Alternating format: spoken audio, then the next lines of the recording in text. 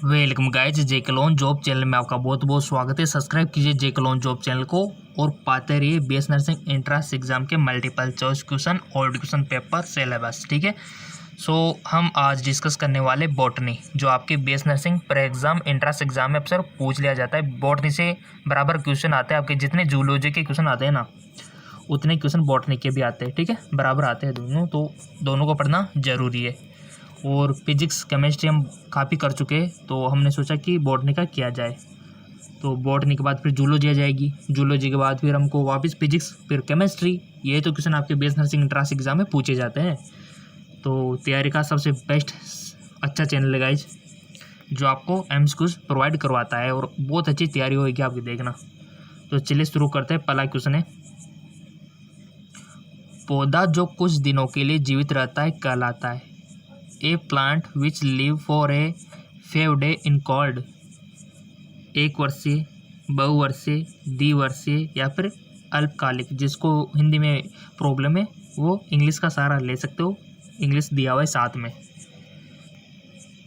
English medium और Hindi medium दोनों वालों को देख के बनाया गया है। ठीक है, तो लगाओ टिक गाइज, और टिक सही लगाना है आपको।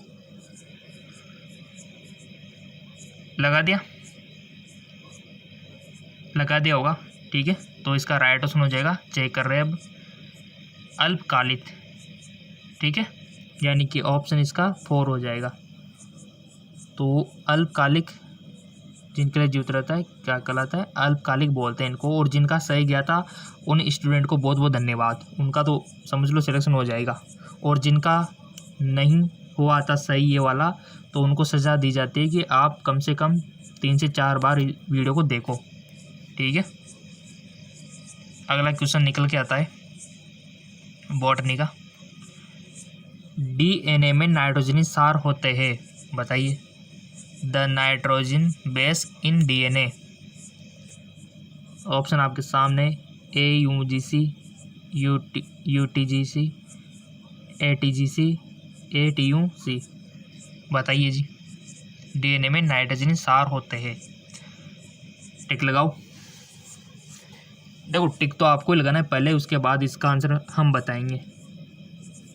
सिंपल सी बात है, ताकि आपकी प्रैक्टिस भी हो जाए, आपकी प्रैक्टिस और प्लस एमसीक्यूज भी हो जाए।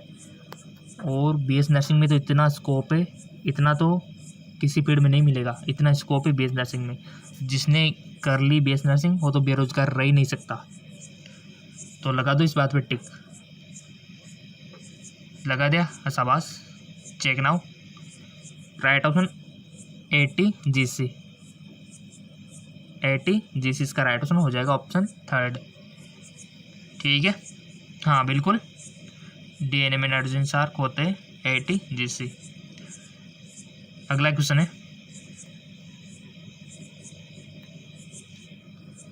पादपों में रेशेदार कोशिकाएं होती है। In plant fibrous cell are living dead. कुछ पौधों में जीवित, उपयुक्त में से कोई नहीं, बताइए।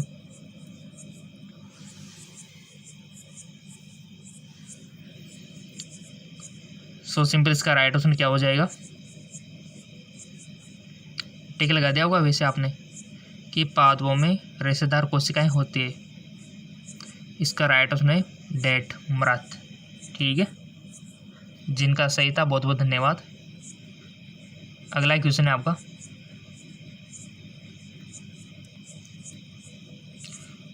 थोड़ा सा एडजस्ट कर लेते इसको।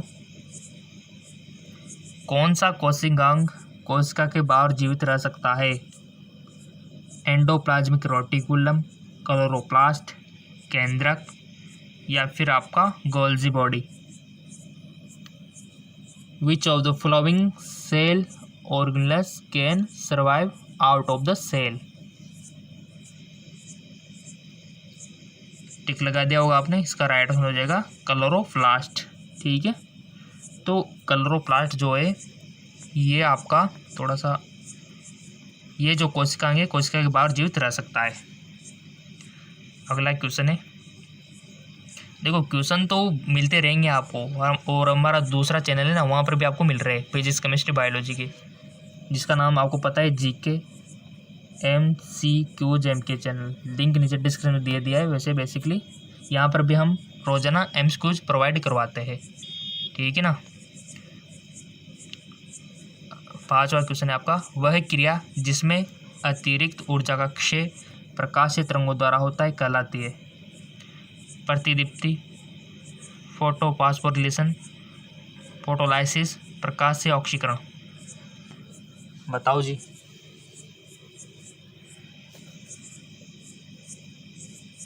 सो इसका राइट आंसर हो जाएगा प्रकाशीय ऑक्सीकरण, फोटो ऑक्सीडेशन, ठीक है।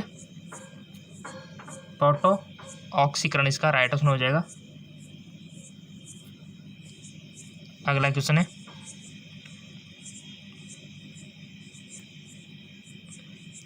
साल्मोनेलोसिस की क्रिया है। साल्मोनेलोसिस इन द प्रोसेस, जीवाणु द्वारा जनन, जीवाणु द्वारा फूड पॉइजनिंग, जीवाणु द्वारा सफाई, जीवाणु द्वारा विघटन। बताओ। राइट ऑप्शन आपको बताना है। लगा दिया होगा टिक आपने, चेक नाउ। इसका करेक्ट ऑप्शन हो जाएगा जीवाणु द्वारा फूड पॉइजनिंग, ठीक है। तो ये होते हैं साल्मोनेलोसिस की क्रिया। नेक्स्ट,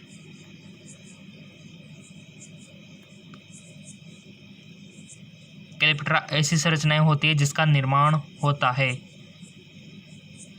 आर्किगोनिया के वेंटर से, एंथेरिडिया के आधार भाग से, कैप्सूल के मध्य भाग से, पत्तियों के आधार भाग से। कैलिप्ट्रा स्ट्रक्चर आपको बतानी है। टिक लगा दिया होगा, राइट ऑप्शन हो जाएगा इसका आर्किगोनिया की वेंटर से, फर्स्ट वाला। नेक्स्ट, इपीजेनेसिस का सिद्धांत दिया। Theory of epigenesis was give by अरस्तु ने, सॉमरडर ने, वाल्क ने या फिर डार्टिन ने। राइट ऑप्शन हो जाएगा आपका वोल्फ ने। जिनका सही था बहुत बहुत धन्यवाद, और जिनका गलत था और वो हमारे 2 से 3 इस वीडियो को बार बार देखें ताकि आपको भी याद हो जाए। और गाइज BS नर्सिंग में मैंने बताया गवर्नमेंट सेक्टर, प्राइवेट सेक्टर, हर फील्ड में इसकी रिक्वायरमेंट बहुत ज़्यादा है और बढ़ती जाएगी, देखना आने वाले टाइम में, क्योंकि आपको पता चल रहा है कि नई नई बीमारियाँ सामने आ रही है। तो ऐसे में स्कोप इनका ही बढ़ेगा मेडिकल फील्ड में, नर्सिंग वालों का, ठीक है। और सैलरी भी बढ़ रही है साथ में, ठीक है। तो बहुत अच्छी बात है। और वैकेंसीज तो बहुत सारी निकलती रहती है, वैकेंसीज की तो कोई कमियाँ नहीं है। अगला है आपका, थोड़ा सा एडजस्ट कर लेते हैं। कपड़ों का भंडारण करने के लिए किसकी छाल व पत्तियों का प्रयोग किया जाता है? Bark and leaf of which of the flowering plant are used to store the cloth? Euphorbia hirta, Euphorbia thymifolia, eclipta alba या फिर एजाइडिक्टा इंडिका। कपड़ों का भंडारण करने के लिए किसकी छाल व पत्तियों का प्रयोग किया जाता है? बताओ। सो गाइस इसका राइट आंसर हो जाएगा एजाडिक्टा इंडिका का। अगला क्वेश्चन है, क्रोमेटिन की उप इकाइयाँ हैं जीन, न्यूक्लियोसोम, क्रोमोसेंटर, क्रोमोमियर। क्रोमेटिन की उप इकाइयाँ हैं the sub unit of chromatin. सो इसका राइट आंसर हो जाएगा आपका न्यूक्लियोसोम। नेक्स्ट, वाटसन तथा क्रिक के द्वारा DNA का द्विकुंडलन मॉडल कब प्रस्तुत किया गया था? Watson and Crick proposed the model of the DNA double helix structure. सन पूछ लिया गया है, वो बहुत सी बार ऐसे पूछ लिया जाता है कि जो DNA का द्विकुंडलित मॉडल यानी कि डबल हेलिक्स मॉडल था वो किसने प्रस्तुत किया था? तो वाटसन और क्रिक ने किया था, बट ये कब किया था ये यहाँ पर पूछ लिया है। 1943, 1953, 1955, 1963। सो बताइए इसका राइट ऑप्शन क्या हो सकता है? जिसको ये वाला क्वेश्चन आ गया समझो उनका लेवल बहुत अच्छा है, क्योंकि सन को याद रखना बहुत मुश्किल होता है थोड़ा सा। सन क्योंकि बहुत सारे सन होते हैं, किसकी इनको याद रखे, ठीक है। बहुत सारी जगह सन को रखना इतना आसान नहीं है। तभी तो अगर जिन्होंने इसका आंसर सही बता दिया समझो उसका सिलेक्शन पक्का है, इसका मतलब सन को याद रखना छोटी मोटी बात नहीं है, ठीक है ना। बाकी चीज़ें याद हो जाता है ट्रिक से, बट सन को कैसे याद रखें इसकी कोई ट्रिक नहीं होती है। तो आपने थोड़ा सा रिसर्च किया होगा, पढ़ा होगा, तो इजीली आप इसको कर पाएंगे। और एमसीक्यू तो मिलते रहेंगे, डोंट वरी, आपको बिल्कुल ही फिक्र नहीं करनी है, रोज़ाना मिलते रहेंगे। ये चैनल बीएस नर्सिंग की तैयारी कराने के लिए ही तो बनाया है, और बेस्ट तैयारी कराएंगे देखना आपकी। और दो चैनल बना रखे, एक तो ये और एक हमारा जीके एमसीक्यूज एमके चैनल है। दुगना पोषण मिलता रहेगा आपको बराबर। अब तो आपने बता दिया होगा इसका राइट ऑप्शन वैसे। सो गाइज इसका राइट ऑप्शन हो जाएगा 1953। जिन्होंने बताया 1953 उनको बहुत इंटेलिजेंट मान सकते हो अपने आप को। अगला है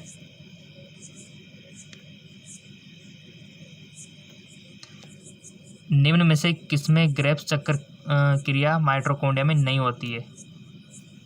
the organism in which Krebs cycle does not occurs in mitochondria, yeast, E coli, येलोथ्रिक्स, मोल्ड।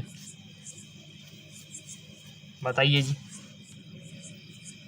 ग्रेव्स चक्कर तो आपका जब सिलेक्शन हो जाएगा ना बीएस नर्सिंग फर्स्ट ईयर में आपको पढ़ने को भी मिलेगा, बट यहाँ से आपको बेसिक नॉलेज पूछी 12th लेवल की। ग्रेव्स चक्कर क्रिया माइटोकॉन्ड्रिया में नहीं होती है।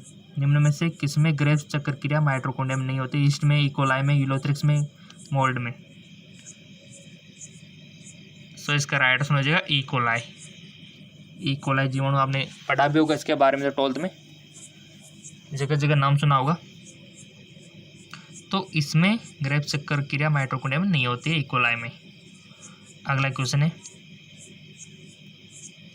और गाइज आप फॉलो किया करो, बहुत सारी इन्फॉर्मेशन हम फेसबुक पे भी देते रहते हैं। फेसबुक पे फॉलो किया करो, इंस्टाग्राम पे किया करो। अगर आप इंस्टाग्राम चलाते हो, ट्विटर चलाते हो, फेसबुक तो ज़्यादा चलाते होंगे वैसे, तो फेसबुक का लिंक भी नीचे डिस्क्रिप्शन में दिया हुआ है, वहाँ से सीधे हमारे फेसबुक पेज पर आप हो जाएंगे। वहाँ पर भी हम बहुत सारी पोस्ट डालते रहते हैं बीएससी नर्सिंग की। जिसने कर रखा होगा फॉलो तो वो तो फायदे में, जान पहचान भी बढ़ती है ना, फिर कम्युनिकेशन बढ़ता है, ठीक है। भारत में सर्वाधिक गेहूं उत्पादक राज्य निम्न में से कौन सा है? 2015 के आंकड़ों के अनुसार which of the following state is highest producer the India according the 2015? Kerala, Karnataka, Uttar Pradesh, Jharkhand. Bharat में सर्वाधिक गेहूं उत्पादन राज्य कौन सा है? तो इसका राइट ऑप्शन हो जाएगा आपका उत्तर प्रदेश, यूपी, ठीक है। नेक्स्ट, पुष्प और शाखाएं उत्पन्न होती है। Flower and lateral branch rise from lateral bud से, लेटरल से, स्टोमेटा से और क्यूटिकल से। बताइए। पीडीएफ की टेंशन तो आपको बिल्कुल भी नहीं करनी है, हम फेसबुक पे पेज पे या फिर इंस्टाग्राम पे आपको लिंक दे देंगे, ठीक है। सो इसका राइट ऑप्शन क्या होगा? इसका राइट ऑप्शन हो जाएगा आपका लेटरल बड से, ठीक है। फर्स्ट वाला। नेक्स्ट, पॉलीथीन ग्लाइकोल पीईजी का उपयोग किसमें किया जाता है? जीवद्रव्य संयोजन, भ्रूण संवर्धन, किण्वन, जीवद्रव्य विलयन। सो गाइस जिसका राइट ऑप्शन हो जाएगा आपका जीवद्रव्य संयोजन, प्रोटोप्लास्ट फ्यूजन, राइट। जिनका सही था बहुत बहुत धन्यवाद। और ईमानदार से बता दो, ये आप जो 50 क्वेश्चन अभी आपने बोर्ड के किए 15 में से किनके सही है, कितने सही है? अगर गाइस जिनके 12th से कम है, लो लेवल पे है, तो उनको तो वीडियो 2 से क्या 5 बार देखना चाहिए उनको, तो फिर सारे वीडियो देखना चाहिए। अब आप बोलेंगे सर सारे वीडियो कैसे देखे? तो सिंपल सी बात है, नीचे लोगो आ रहा होगा जेके लोन जॉब का, तो इस जेके लोन जॉब पे आपको क्लिक कर देना है। तो क्लिक करते आपके सामने कुछ इस प्रकार का पेज ओपन हो जाएगा। सो जैसे ही क्लिक करोगे तो ये ओपन हो जाएगा इस प्रकार का, ठीक है। तो यहाँ पर आपको करना क्या है, ये वीडियो का ऑप्शन दिख रहा है ना, बस इस पे आ जाना है आपको, इस वाले पे, ठीक है। ये लो आ गए। वहाँ से आप सारे वीडियो देख सकते हो। ये देखो सारे वीडियो, किसी दिन आप कहीं प्रोग्राम में चले गए हो, मिस कर दिया हो, तो भी आपको वीडियो मिल जाएगा, कोई दिक्कत वाली बात नहीं है। जो आपको लगता है कि ये वीडियो हमने नहीं देखा तो आप यहाँ से देख सकते हो। ये सारे इंपॉर्टेंट है आपके लिए। तो बहुत सारे स्टूडेंट ऐसे हैं जिन्होंने वीडियो नहीं देखा है, तो आप देखो, क्योंकि यहाँ पर हम देख पा रहे हैं कि इसमें 5K व्यू है। ये 5000 लोगों ने देखा है, बट किसी में फिर 3000 ये क्यों है, 2000 किधर गए, किसी में ये देखो 2800 है, बाकी किधर गए। तो ये वीडियो देखो गाइज, तभी जाके सिलेक्शन होगा। अगर आप प्रैक्टिस नहीं कर रहे हो ना, तो कोई उम्मीद मत रखना है आप सिलेक्शन की, ठीक है। छोटा मोटा लेवल का नहीं आएगा, देखो थोड़ा हाई लेवल का आएगा ये, तब जाके सिलेक्शन होगा। और कंपटीशन तो बढ़ जा रहा है दिन ब दिन, जितना पढ़ोगे ना उतना ही कम है। तो इन वीडियो को देखो, आपके लिए बनाया हुआ है, काफ़ी मेहनत करनी पड़ती है तब जाके बनते हैं इतने सारे MCQs। तो इनको देखो, अगर आपने कोई भी वीडियो नहीं देखा है तो फॉलो करो इनको। ये देखिए, तो इनको देखिए गाइज, पूरा का पूरा लड़ी हुई, पूरा पूरा चेन है वीडियो की, तो कोई कमी नहीं है MCQs की। और अगर आपको कमी लगती है ना, तो फिर आपको नीचे डिस्क्रिप्शन में जो लिंक दिया है उस पर GK MCQs के चैनल को फॉलो कर लो। यहाँ पर आधा घंटे की वीडियो आपको मिल जाएगी। तो लिंक नीचे डिस्क्रिप्शन में दिया हुआ है, वहाँ से आप फॉलो भी कर सकते हो उस दूसरे चैनल को। और हमें भी फॉलो कर लीजिए फेसबुक इंस्टाग्राम पे, ठीक है, ताकि आपके लिए लेटेस्ट अपडेट हम आपको देते रहे। ओके, धन्यवाद।